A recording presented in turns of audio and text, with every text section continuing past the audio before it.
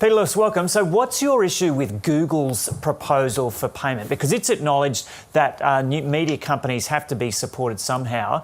And it says, yep, it's willing to pay. It's put something forward, a model forward, using a $1 billion fund that other international media organisations have signed up to. What's your issue with that?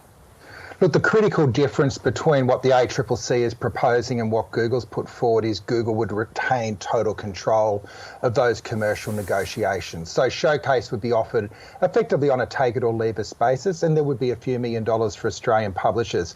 Couple of points. It got signed off in France last week, only under the threat of government regulation, and all the noise coming out of France is that the publishers aren't really happy with the quantum. I think it's about 120 million all up for the entire media, double the size of the population of Australia. So we're really talking about maybe a 60 million settlement under their model, which is not going to shift the needle in terms of the Australian media.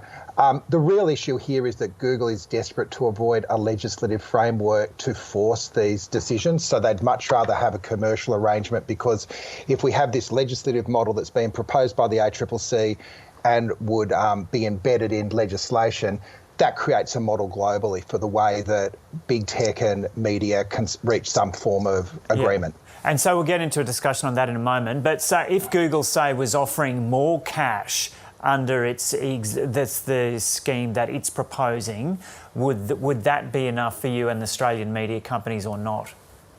Look, the reason that they're going to the negotiation table is under the threat of the code. And the idea of the code is that it's a backstop, so that if the parties can't reach agreement, then there's something underneath that to force some valuation. Without a code, Google can walk away and there is nothing there. So our position still is whether or not these companies can reach agreements on Google Showcase, a code is an important part of infrastructure underneath it to ensure that news is properly valued.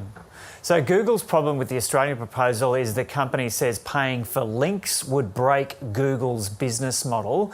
Can you see how this would open a door that would undermine the very nature of the internet that we have come to rely on?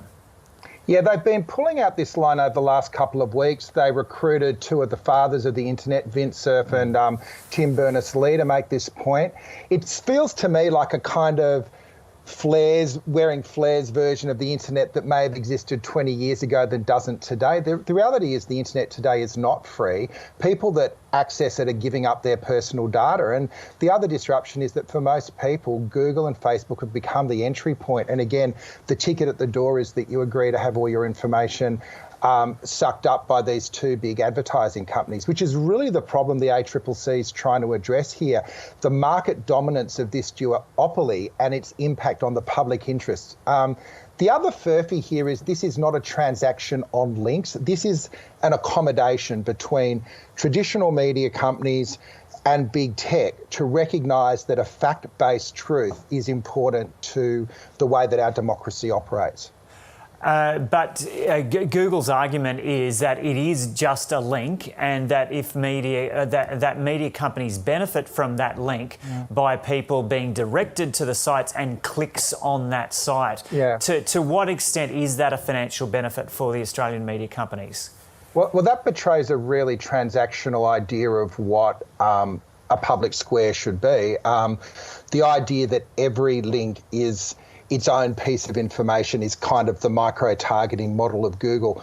The counter-argument is that the presence of fact-based news content makes the whole network more dynamic and more valuable. And that's an argument that both Google and Facebook don't seem to be prepared to accept, that they are building their business models on their ubiquity being the only place we need to go. And whether or not people are clicking through to news, the presence of news in that ecosystem makes the network a lot stronger. Yeah.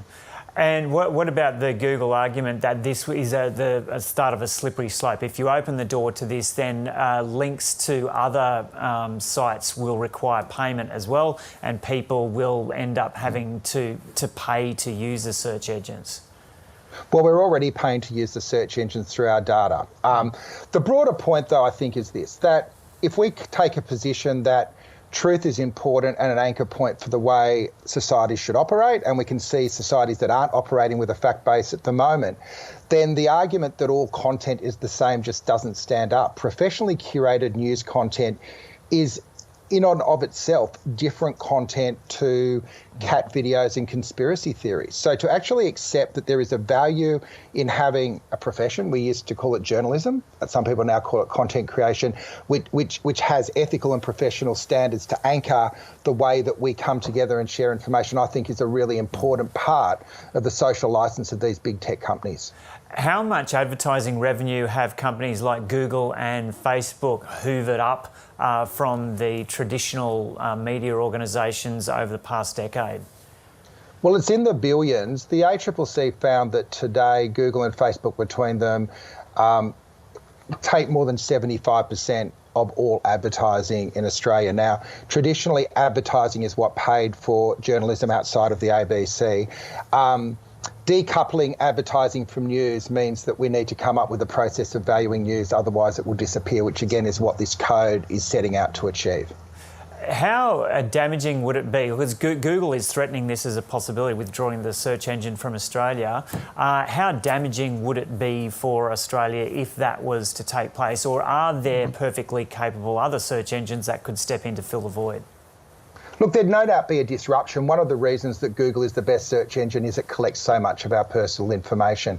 But if Google shuts search overnight, I'm sure Australians could find other ways to find the nearest movie or to look up the bit of trivia that, you know, they're discussing over the dinner table. Bing, which is a Microsoft product, is looking into the market. DuckDuckGo is a search engine that doesn't collect user data. So the reality is you've got to put a few more words in the fields to get what you want out of it, but you can still search the net. The impact, I think, will be felt more amongst small businesses that relied on these platforms to build their businesses around, and they need to be preparing now if these guys go. Yeah. So do you think there is a real likelihood that could happen? Look, it's hard to know. The threat was made without much context Friday week ago that Google would pull search, and Facebook said they would stop allowing Australian users to share news.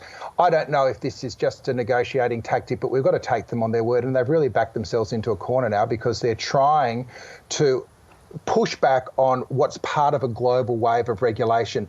The other point to note for your listeners is that this isn't the end of the ACCC reform process. We've got the media code, we've got a review of the way digital advertising works, we've got a review of disinformation, we've also got moves to strengthen citizen data rights, all working their way through the democratic process at the moment. So in terms of big companies that don't want regulation, there's a lot coming in Australia very, very soon.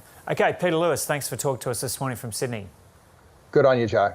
The bottom 20% get nothing. They're really unfair tax cuts. People want to see much stronger action from the government when it comes to climate change. It's no coincidence that we have a wages crisis in Australia. Transitioning to net zero emissions, it doesn't seem like there's much room for gas.